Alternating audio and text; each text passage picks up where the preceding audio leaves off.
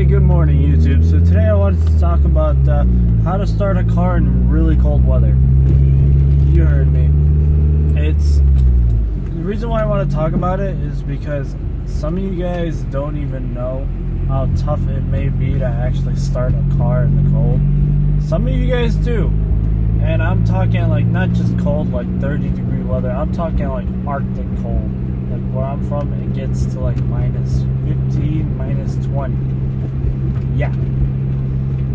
That's where it's a real pain in the butt to start a car. So, the reason why I wanted to talk about it is that a lot of you guys who may come into a place like that and not really know the certain things you need to know, like keeping the gas tank at least half a tank. Generally, that's around 8 to 9 gallons. So if you have a small tank, you may want to keep it close to full. The reason why I'm saying that is because in the cold, your gasoline, what it tends to do is it's kind of like water. It tends to freeze. It's got a lot. It's much more used to, resistant to freezing in cold weather than water is. So, but it will still freeze in that Arctic temperature.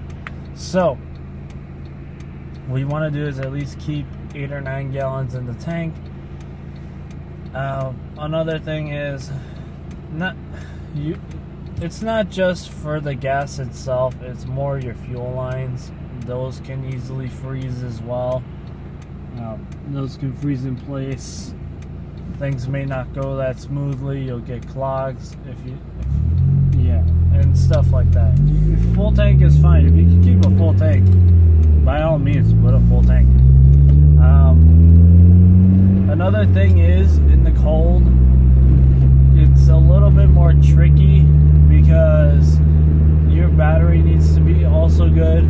I have an Optima Delotap, and that's got about 800 cold cranking amps, meaning that it could start in ridiculously cold weather.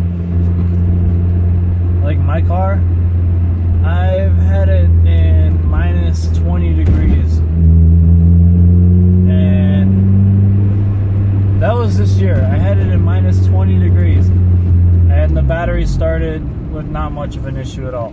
So, literally, when it started, it kind of gave me more of an issue with just the fuel lines because of that. I barely had that much gas in it, and when you have, when you have like a lot of cold cranking amps with a decent amount of gas, you should be able to start it. It will take not a lot longer, but a little longer. Also, you want to make sure your spark plugs are good, your ignition coils are good. If everything is good, you'll be able to start the car. You gotta just give more go at it. Like,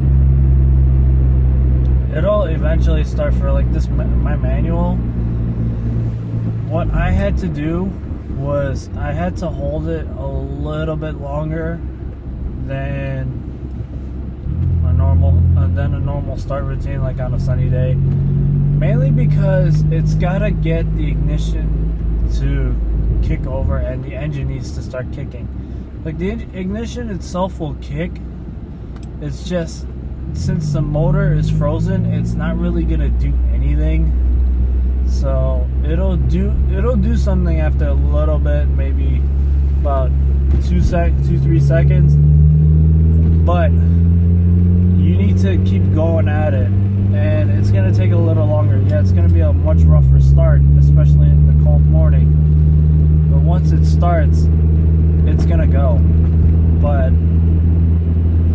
when you first start it, it's going to be very rough. You may actually need to put your foot on the gas a little bit to feed the fuel line, and by doing that, it'll just lubricate everything, and start better. Because once everything is lubricated, the gas will end up seeping through, and it'll start to be able to crank easier. I've done that a couple times. I've had to start my car like that by feeding it gas, and it started up barely, but it started up. There was one time I had it at minus 30 degree weather, literally, and yeah, and then I pretty much had to start it that way. It was minus 30, and then with my wind chill and winds, it ended up being close to minus 40, minus 45, and it still started. Barely, but still started. I had to go at it for a good 5-10 minutes. Yeah. That's how strong these batteries are, the yellow tops. So if you guys are looking at buying one, I would definitely go with the yellow top. But your main issue is that you could screw up the fuel pump. Oh, that's also another thing. If you're starting in cold weather, the reason why you want at least a decent amount of gas is so that this way you don't screw up your fuel pump. Because by having no fuel going through the lines,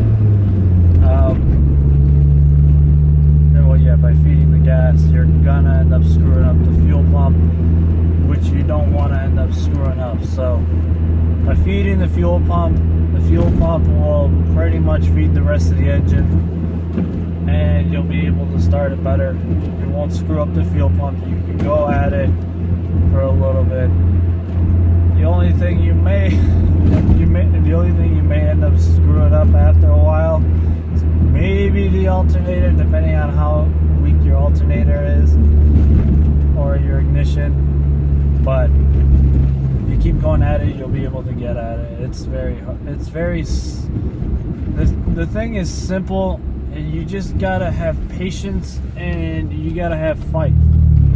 So, but if your car's not starting, I would say probably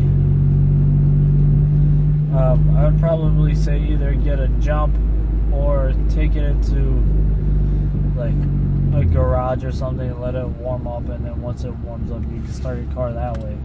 But if you really need to start it in the cold, that's how you start it in the cold. Once you start it in the cold, your battery, your entire car will be able to start easier. It's just the morning cold starts. But if you start it afterwards, it should start up no problem. Especially since the engine's warm. So, if you guys like this video, please like it, rate it, and subscribe. I know I suck at these videos. I'm making more. So, this is why I'm not quitting. And practice makes perfect. So, I know if I keep going, I'll get better at it. And I know I'm slowly gaining an audience because I just started not too long ago, maybe a year ago, but I wasn't serious on it. It's just I never started to get serious until now. So if you guys like this video, please like it, rate it, and subscribe, and I'll see you in the next one. Peace.